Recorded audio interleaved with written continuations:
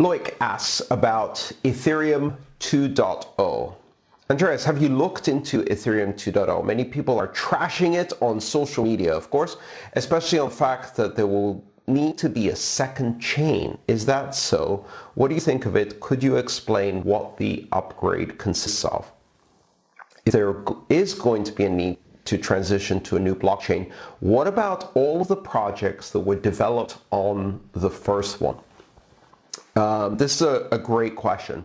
I have been following Ethereum 2.0, of course, but not in a great degree of depth. Among other reasons, because there have been a lot of changes. The latest roadmap, which is now more or less clarified, was presented at DevCon in Osaka just recently, just a couple weeks ago. And I haven't looked into the details as such yet. However, what I can tell you from what I've read about it is that Ethereum 2.0, which is a simultaneous transition to a sharded architecture, and sharding is a process by which you have effectively multiple chains, or shards as they're called, which store different parts of the Ethereum underlying blockchain, so that not all clients have to validate all contracts. So effectively, it's a way of replicating the Ethereum blockchain in different shards, similar to database sharding, in such a way that if you need to validate a smart contract, you ask the participants of that particular shard that it's stored on, and if you're doing validation, you're validating one shard, not the entirety of the blockchain. So this is a scaling solution for Ethereum. That's how it is being proposed. Separately from that, of course, is the transition to a proof-of-stake system, and that's also part of Ethereum 2.0. The idea being here that several major changes that are needed in Ethereum, rather than doing these as a series of hard forks, they are going to be done as a completely new started chain. However, this chain starts with the entire state of Ethereum 1.0, the current Ethereum chain, encoded as its starting point. So let me explain that a bit. Essentially, one of the big differences between Ethereum and Bitcoin is the way accounts and code is stored. Whereas in Bitcoin you have UTXO, or coin output points, unspent transaction outputs, as you may have heard them called. In Ethereum, you have an account-based system where you track the balance of accounts rather than specific coins moving around, or specific amounts moving around. You track balances of accounts. So it's an account-based system. Now, this has certain disadvantages in terms of the auditability and the potential for problems in the soundness of money. It's one of the trade-offs that Ethereum makes.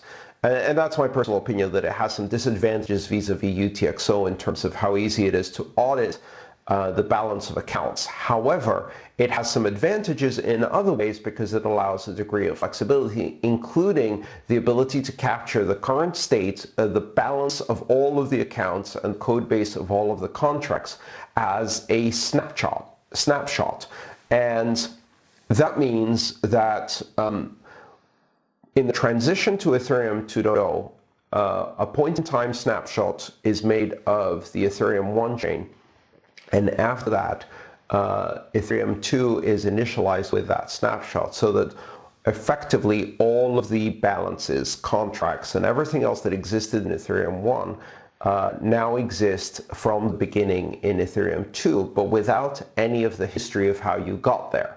So rather than having the entire history of the chain, which among other things has a bunch of junk because of denial of service attacks and repeated hard forks that needed to clean up various problems with accounting and gas accounting and storage accounting and the denial of service attacks that occurred, all of that junk is gone because it's not relevant to the final state. Instead, what you get is just what are the balances at this moment in time, what are the contracts at this moment in time, and then move forward from there. So Ethereum 2.0 is a completely new chain. In fact, it's a set of shards that start clean with a snapshot of the state from Ethereum 1.0. So all of the existing contracts, accounts, balances, private keys that you have continue to work in Ethereum 2.0. The interesting question is what happens to Ethereum 1.0, and of course there is a possibility that that chain will continue to be mined. So there are some issues there because there is a difficulty bomb and things like that may need to be diffused, but also there's always the possibility that there will be people who object to the transition to Ethereum 2.0 and decide to fork the code and continue Ethereum 1.0 in some fashion, just like Ethereum Classic happened during the DAO. So you may have Ethereum Classic, Ethereum 1, and Ethereum 2 after this happens. I'm not sure what exactly is the plan for handling that particular occurrence, but one of the things we now know about blockchains is that you can neither prevent someone from forking into a new chain, nor can you prevent someone from continuing an old chain even if you've decided that it is obsolete. So in both of those cases, when there is any kind of disagreement in the blockchain space, it is very likely that both perspectives or points of view or implementations continue independently after a fork. And so it's never A or B, but due to forks, it's always now A and B. In the case of Ethereum, most of the hard forks have had very, very high levels of consensus, and as a result, nobody has tried to continue a legacy chain and not adopt a fork, with one glaring exception, of course, being Ethereum Classic, ETC, and the DAO fork. So, Ethereum 2.0, a series of shards coordinated among each other using a beacon chain, as I believe it's called.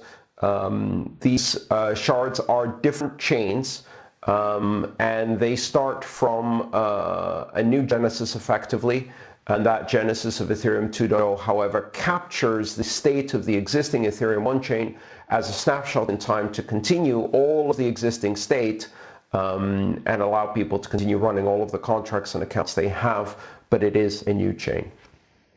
Now, as to the fact that many people are trashing it on social media, I don't think there's any opinion, action, or piece of software that isn't being trashed simultaneously from every different perspective. And that's more a reflection of social media than it is of any specific idea. Mihail asks, is Ethereum the next Bitcoin? No, I don't think so. And the reason I don't think so is because I think that Ethereum specializes in a completely different application domain and different use cases. I don't think Ethereum does what Bitcoin does, and I don't think it can or wants to really, because that would severely constrain its development speed and flexibility. It would have to become much more conservative in order to serve the application role that Bitcoin serves. I don't think Bitcoin could do what Ethereum does for the same reason. Bitcoin would have to be much more flexible, much less conservative, much more faster in its development cycle, which would undermine its fundamental role as a very robust, very secure system that can defend against collusion between nation states and broad-based attacks. So for all of those reasons, I think Bitcoin and Ethereum occupy parallel, separate, slightly overlapping niches, but where the center of the use case of each niche is distinct enough that they do not really compete head-to-head. And I think that applies with many cryptocurrencies. The ones that are successful and get first mover advantage solidify their position in an application niche. If they try to compete too closely with something that already exists and not differentiate enough, then the first mover advantage is almost insurmountable and they can't succeed. If they differentiate a lot in order to move further away from the first mover, then they no longer occupy the same application space and they can specialize in a different niche and perhaps succeed in being the first mover in that niche. So I think there are a couple of niches that are emerging: smart contracts, robust sound and very secure money, privacy, very strong privacy systems, resource allocation and sharing systems perhaps, such as storage, memory, CPU, and things like that. But we'll see. It's very early to tell, and these things don't always go the way the designers had hoped for. People tend to use technology for their own uses and find uses of the technology that the designer did not anticipate. The market decides ultimately what the niches are, which applications are perfect for the time and the audience when they are launched, and which systems gain enough first mover advantage to firmly establish themselves. Once a market gets into that configuration, I think the only thing that allows it to shake up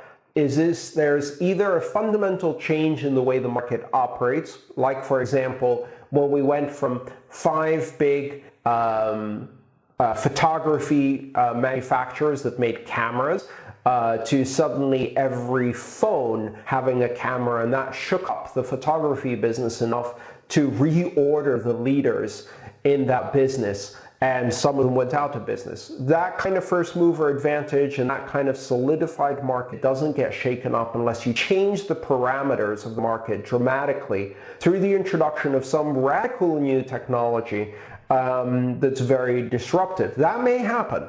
Until that happens, unless one of these systems fails for its own reasons through internal division or a very, very fundamental and long-lasting bug that takes the system down, I think a lot of the first movers in this space enjoy such an advantage that they're almost impossible to unseat. So Ethereum is not the next Bitcoin. Ethereum is the next Ethereum, and Bitcoin is the next Bitcoin. I recently did a video about that if you're interested in watching it.